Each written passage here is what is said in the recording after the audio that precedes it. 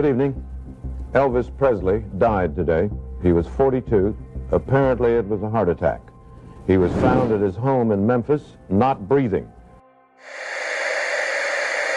Well, 24 years ago today, iconic rapper Tupac Shakur was shot here in Las Vegas. The rapper was shot inside of a BMW while stopped at a red light on Koval and Flamingo. And we all know the story. He then died 6 days later.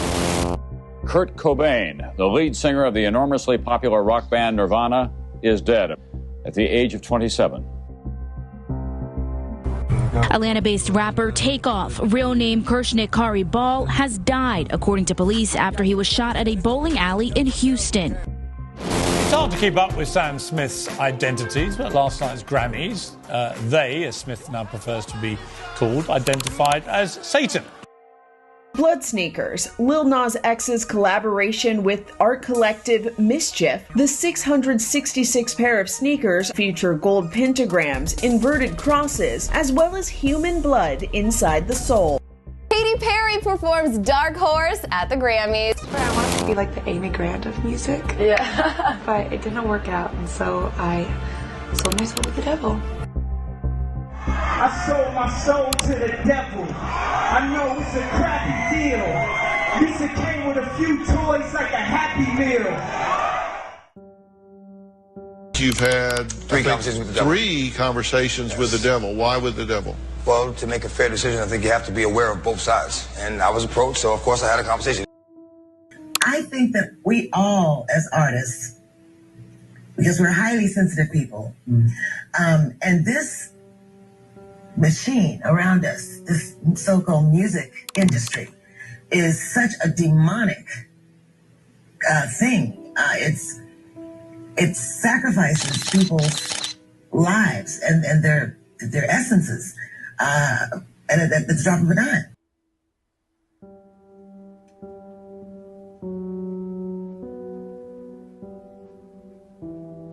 I ran around with a band that I won't name them, but a satanic rock band, and all their music was very wicked. And one day I just asked him, I said, "Where do you get those horrible songs that you write?" And he said to me, "We all get in a room and the songs just come. We know that to be automatic writing." And he said, "The songs just come, we write them down, we record them, and then we take the master tape to a witch coven and they pray over it, so that when we press the records and they go into people's homes, demons go home with each record."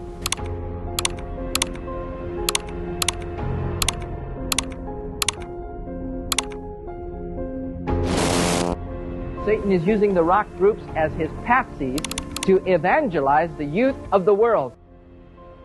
When I see the way these people are encouraging kids to live, there is no doubt in my mind we have got to be more militant in our own stand. The satanic message is clear, both in the album covers and in the lyrics, which are reaching impressionable young minds. When a form of music that our children like becomes linked with ghoulish images and violent theatrics, and even suicide, it demands our attention. Perhaps more to the point, the children need our attention. Some rock artists actually seem to encourage teen suicide. Ozzy Osbourne sings Suicide Solution. Blue Oyster Cult sings Don't Fear the Reaper. AC/DC sings Shoot to Thrill. Just last week in Center Point, a small Texas town, a young man took his life while listening to the music of AC/DC. He was not the first. But anyway, this music had young people basically just killing themselves and worshiping the devil and just basically calling the devil's name out. We were in high school, kids would come to school with the Satanic Bible, and this music would have all kinds of vicious pictures and graphic pictures on the CD covers and all this, and I mean, it was just a mess. Holy Spirit came to me a little while after that and said, spoke to me and said, "Craig, this is not pleasing to the devil." He said, "The devil is not satisfied with this because the brothers ain't down with heavy metal. Black folk ain't liking that." But he began to tell me that there was something coming that was getting ready to rock this nation. It's going to be worse than a bomb, but it was going to create a bunch of young people that were going to totally defy order. The whole world would be rocked by the impact of it. He began to prepare something to catch and captivate the minds of America and pull them straight into his own belly. And that form of music that he was forming was what we know as the hip-hop culture.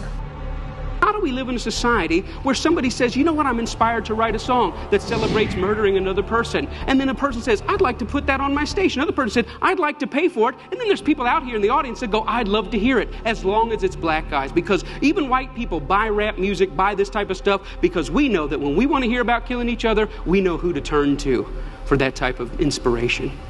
We call it our music. We say we own it. White people buy more rap than black people. Yeah, but we're very careful to turn it down at the stoplight when other black people are there. Why? Because we know we're just pretending. For them, it's more authentic and real. The reason why Satan has to deceive us and get us into entertainment and cause us to be so focused on what Lil Wayne said and what the Grammys are doing, and we're supposed to be praying, but we focus on that because he knows if we ever wake up to the true agenda, we'll start praying. Prayer is what destroys the enemy's works. But if you follow the money, you go high enough, you start to see, okay, let's take rap music. Same people who own the labels own the prisons. Now it seems like they're making it cool to be drinking lean and syrup. So why sign an artist that would promote that? It's opportunistic. Yeah, I got people to feed. I got a business to run. The master is a tape about as big as the top of this podium that looks like an overgrown 8-track that the album is cut on, and it's placed in a machine that produces and presses the records and the 8-tracks and cassettes that you buy. After it's been recorded, it's taken in. This is why a master's cut months in advance before it's released. On the full moon, it's taken in to a temple room about the size of this auditorium that is in every one of the major music companies, behind locked doors up in the executive office. And it's placed on an altar setting in the north of the room, and a pentagram engraved in the floor. And 13 hand-chosen witches and wizards and a coven come in and conjure a principality or a power up, usually Regia or something like that, and order him to tell the demons under him to follow every record and every tape coming off of that master. As I tell many Christian parents, you can go home and count your kids' records, probably yours too, and count how many demons at least are there.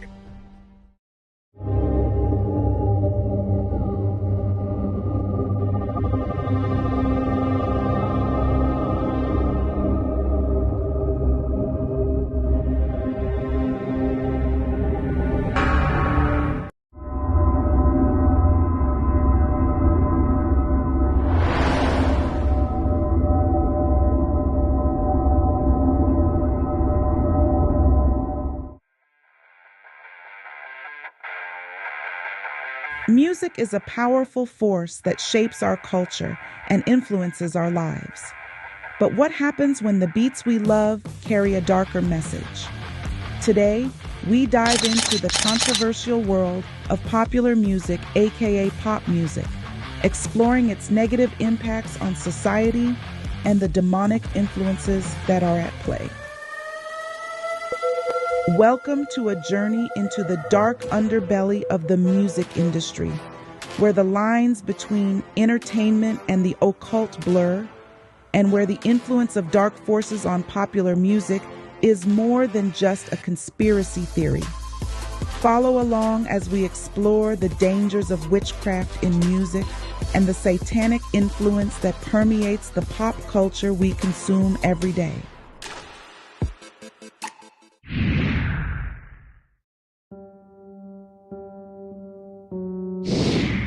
The idea that demonic forces influence music artists is not new. Legendary blues singer Robert Johnson is famously said to have sold his soul to the devil in exchange for unparalleled musical talent. Down in Jackson, Mississippi, where Robert Johnson, the father of the blues and rock and roll, got his demonic ability to play the music that now has evolved into what we got now, this witchcraft music that we got now. And that's why every other artist must do the same thing. This tale of selling one's soul for fame is a recurring theme in the music industry.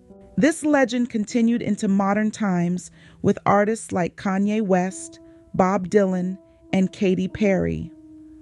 While performing on stage, Kanye West bragged to his fans about selling his soul to the devil. I sold my soul to the devil. I know it's a crappy deal. At least it came with a few toys like a Happy Meal.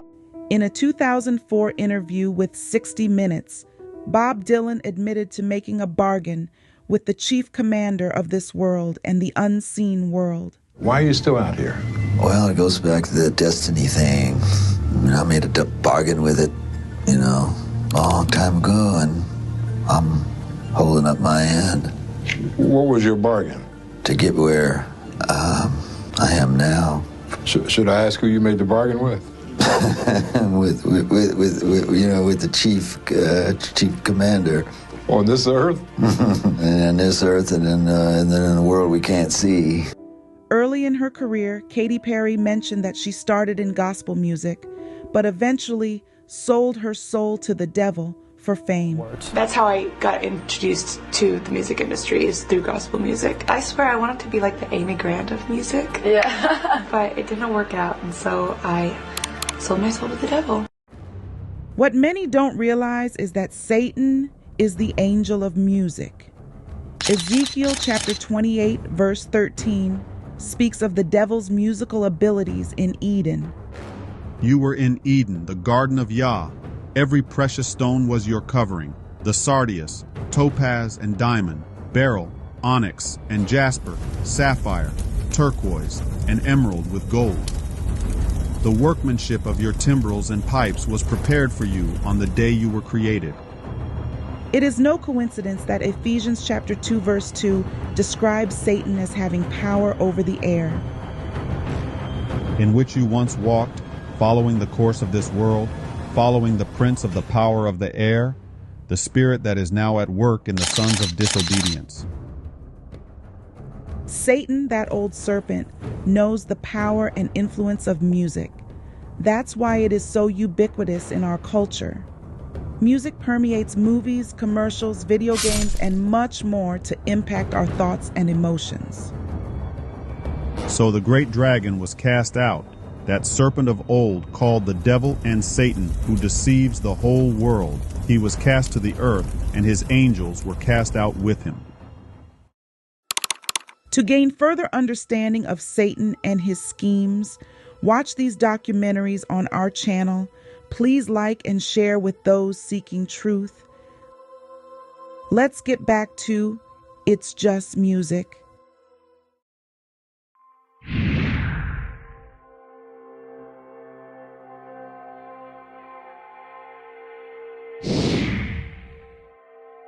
The Beatles' infamous Sgt. Pepper's Lonely Hearts Club Band album cover features Aleister Crowley, a well-known occultist and devil worshiper.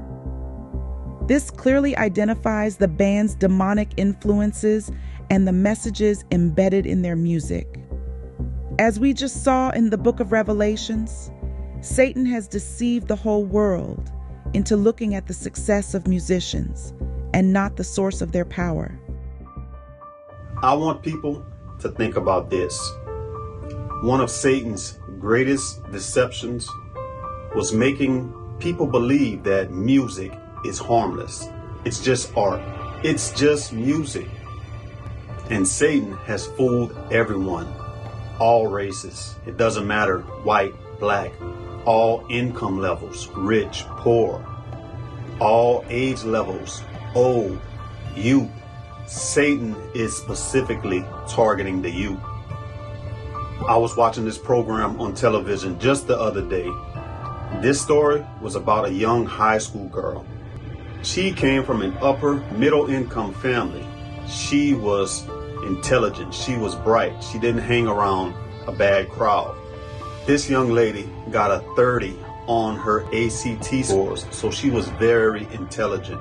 She had a bright future ahead of herself. So where does the deception come in?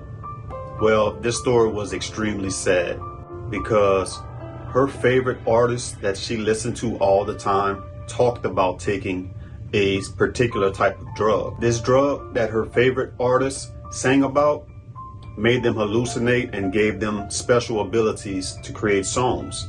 So she saw no harm in taking this drug and trying it out. And I want to show you guys this. This drug was no bigger than this sheet of paper. Now I want you guys to remember, this young lady had a 30 ACT score. She died from experimenting with this drug. Oh my God, Sheila, her lips are blue and I don't feel off. Now, who was her favorite artist that planted the seed in her head to try this out? It wasn't a new artist. It wasn't a contemporary pop artist. She got this idea from the Beatles, a band that was popular 40, 50 years ago. So you see, Satan and his demonic message reverberates throughout all generations. This rise in occultism and Satanism in pop music can be attributed to multiple generations believing lies about Satan, such as the notion that Satan is more powerful than the Most High God. For example, Billie Eilish's song, "All the Good Girls Go to Hell," implies that the devil is so powerful that we should want to be on his team. All the good girls go to hell. Satanism promotes systematized selfishness, the idea that one can be their own God. The Bible, however, states that humans are made in Yahuwah's image and are accountable to him. Aleister Crowley, an occultist, famously said, "Do what thou wilt shall be the whole of the law," reflecting the satanic belief in self-indulgence. In contrast, the Bible commands us to fear Yahuwah and keep his commandments. Let us hear the conclusion of the whole matter. Fear Yahuwah and keep his commandments, for this is man's all. Jay-Z, influenced by Aleister Crowley, boldly sported a shirt declaring, "Do what thou wilt," a command from Crowley's satanic philosophy. Meanwhile, Michael Jackson, originally a dedicated Jehovah's Witness, turned to occultism as his fame soared. He donned an armband inscribed with the sinister numbers 777, echoing the very digits Crowley exalted in his writings. The music world is full of artists involved in the occult. Drop their names and share your thoughts in the comments below.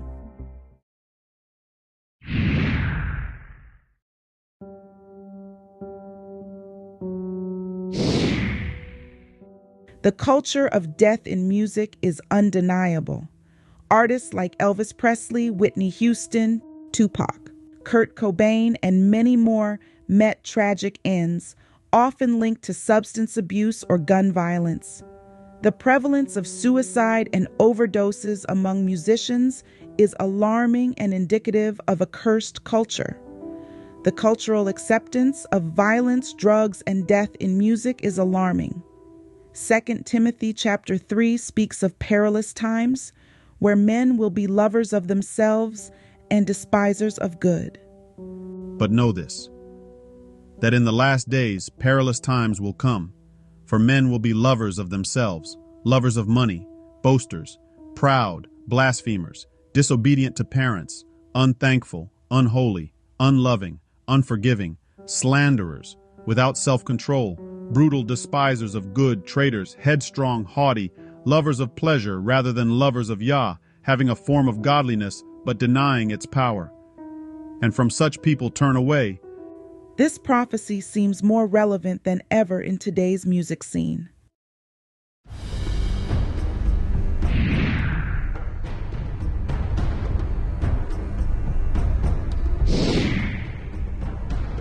Satan knows that music wields a powerful influence on contemporary culture and society, shaping trends, attitudes, and behaviors in today's world.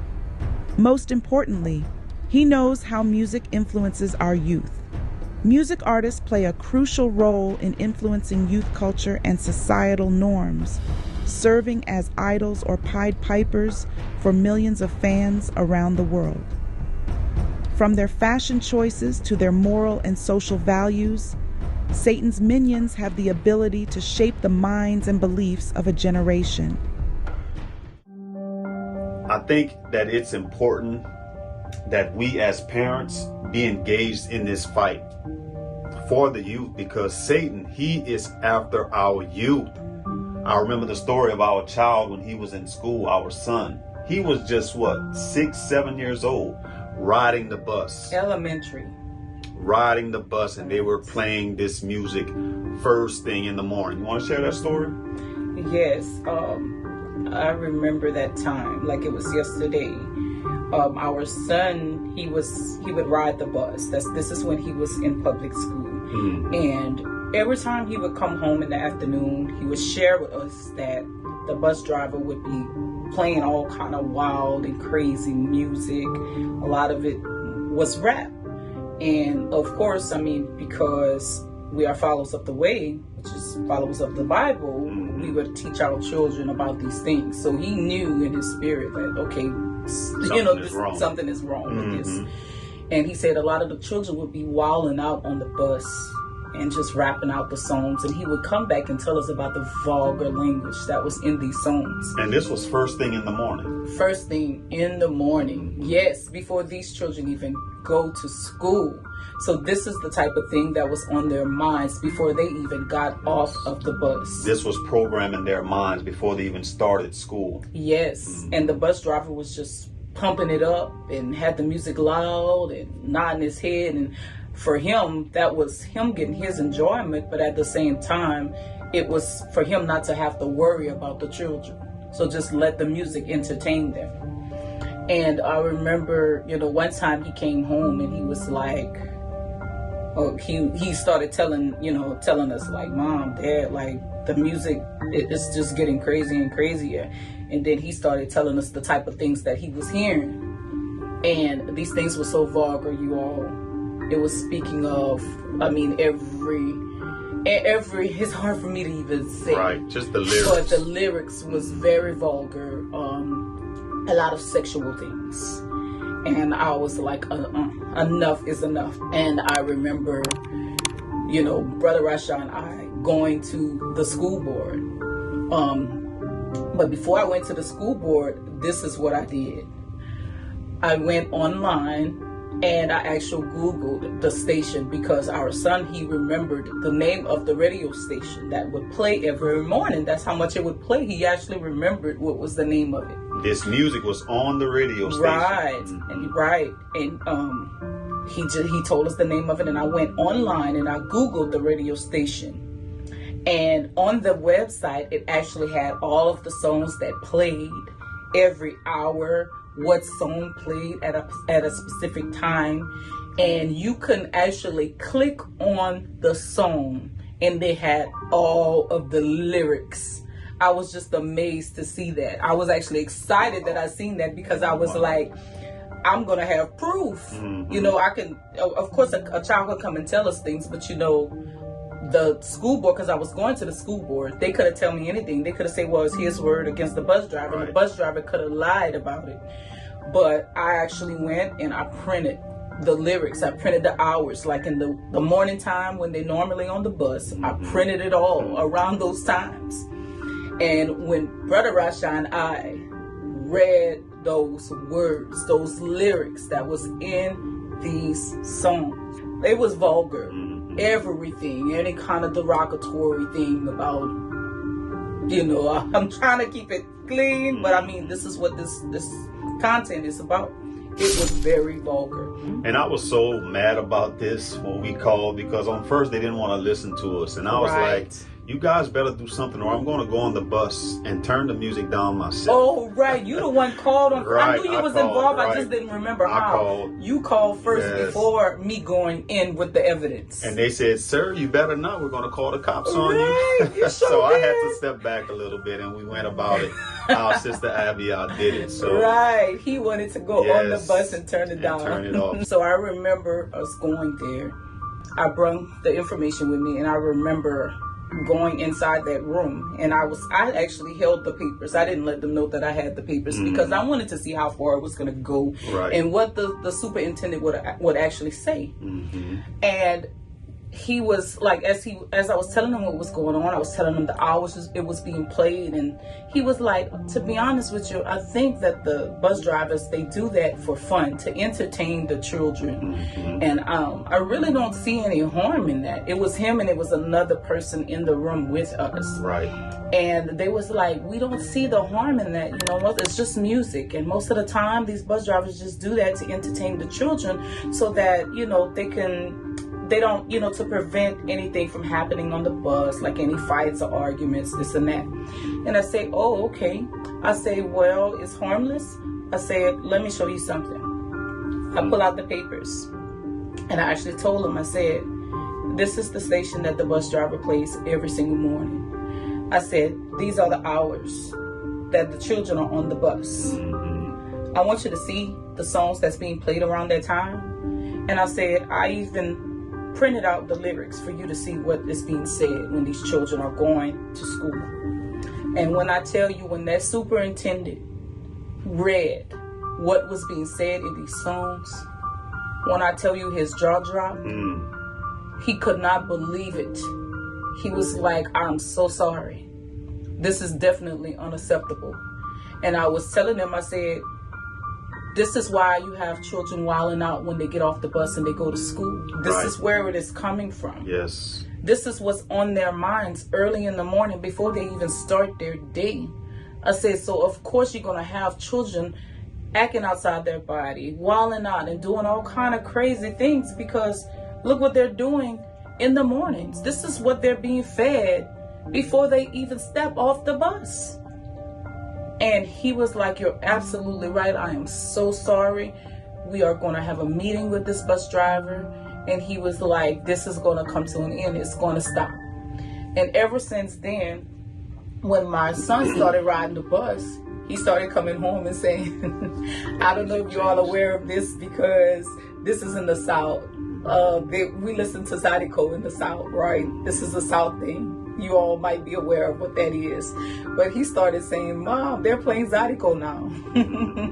This was more like an old school kind of thing that, you know, some of the Zydeco, he was like, he was like this old school Zydeco. And he was like, you know, it's decent music now. It's nothing crazy anymore. And so it really did work. And sadly, I would say a few years after that happened, because the superintendent, he actually took a stand and he started talking to all the bus drivers about the music, because he said that's what he would do now that he's seen what the children was being fed. And sadly, like a few years after that, he was gone. Yes. Somebody stepped in and they had him removed for doing the right thing and trying to protect the children. Right, for standing up for what's right. It's just important as parents that we engage in this fight, because if not, this is what's going to happen. Our kids are going to constantly be fed this stuff. We have to monitor this stuff. Yes. Because Satan, he is after the youth. Big time. Pop music harbors dark influences. From the demonic imagery on album covers to concerts where artists openly worship Satan. The link between music and the occult is becoming more overt.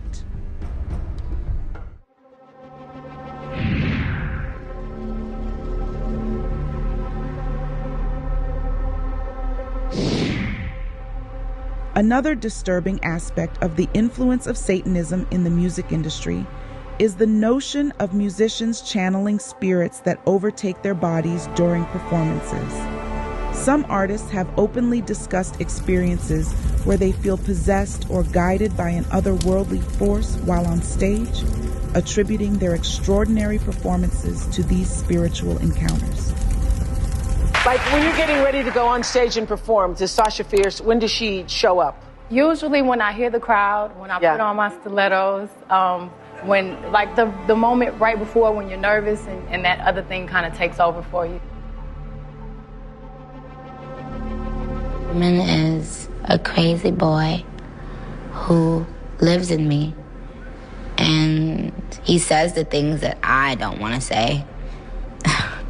He was born, just a few months ago. I think he was born out of rage. He was conceived in rage. So he bashes everyone. And he threatens to beat people, and he's violent. That must be nice to have like an ignorant loudmouth who you can just sort of blame every... He wants to be blamed. I don't want to blame him. I ask him to leave, but he can't. He's here for a reason. People have brought him out. People conjured him up. Now he won't leave.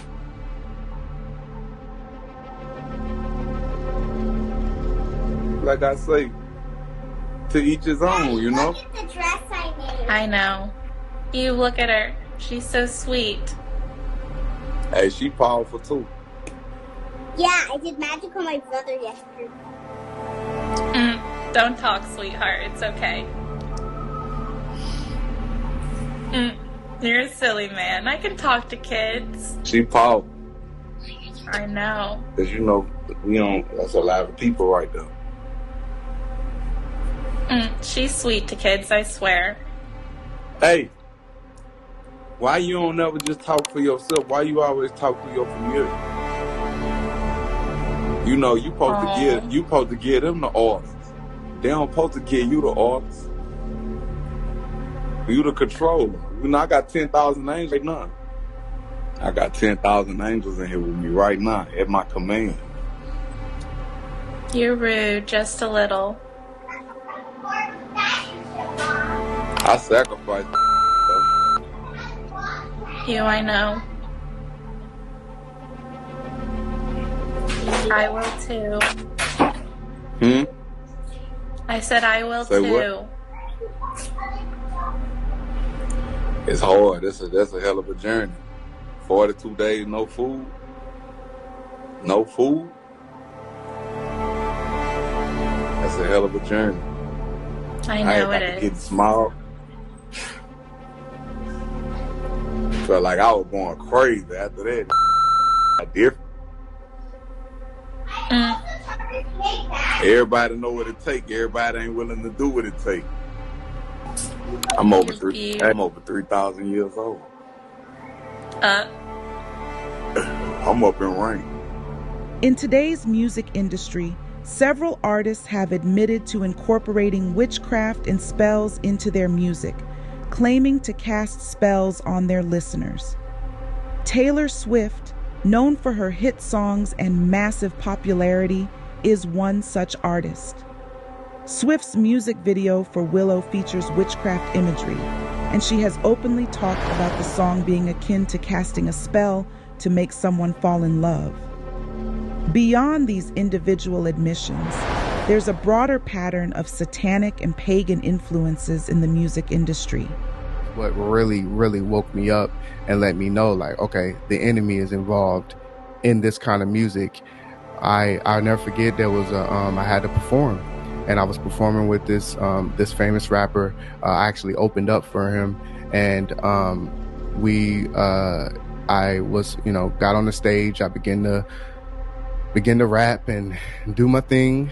And while I was rapping, everybody was feeling it, and everybody liked it. And even this person, he was like, man, he shook my hand even afterwards that I got done. Like, man, you did a great job. And now it's his turn to get on. And so after I got off, I stood in the back of the club, and I saw him get on, and he began to perform.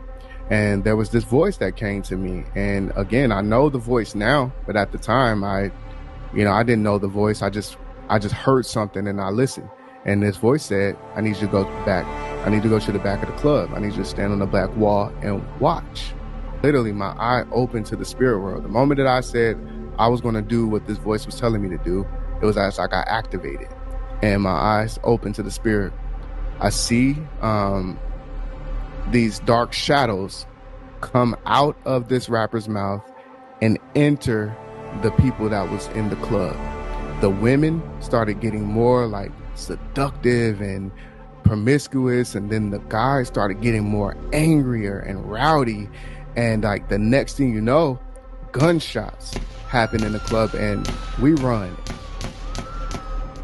Artists like Lady Gaga and Beyoncé often involve the use of occult symbols, ritualistic performances, and lyrics that glorify witchcraft and rebellion against biblical values. This trend isn't just about individual beliefs, but reflects a deeper cultural shift. As our society becomes more secular, themes of witchcraft and the occult become more mainstream. This shift can desensitize young listeners to these dark themes, subtly altering their values and perceptions.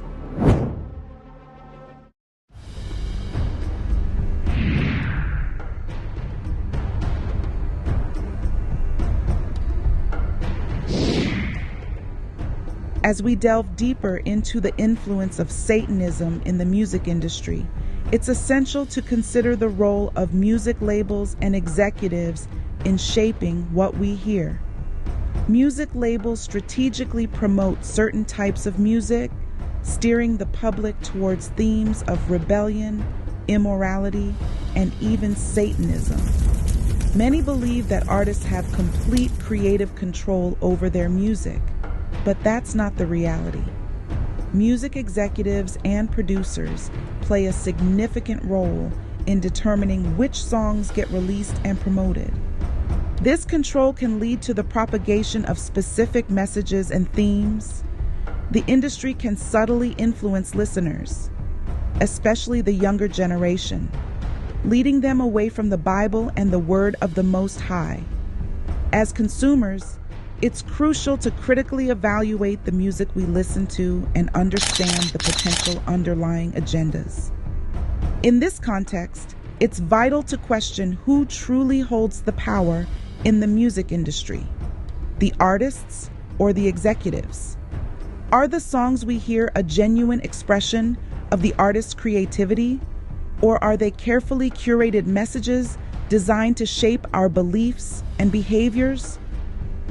As we close this exploration, remember the words of 1 Corinthians 15:33. Do not be deceived. Bad company corrupts good character. The music we allow into our lives and the lives of our children matters. It can either uplift and inspire or corrupt and destroy. As 2 Corinthians 2:11 reminds us, we must be vigilant and aware of satanic influences in music so that Satan does not take advantage of us with his devices. Be vigilant, be discerning, and remember that the devil demands sacrifice. Do not let the allure of popular music lead you away from the Most High Yahuwah. His word is truth.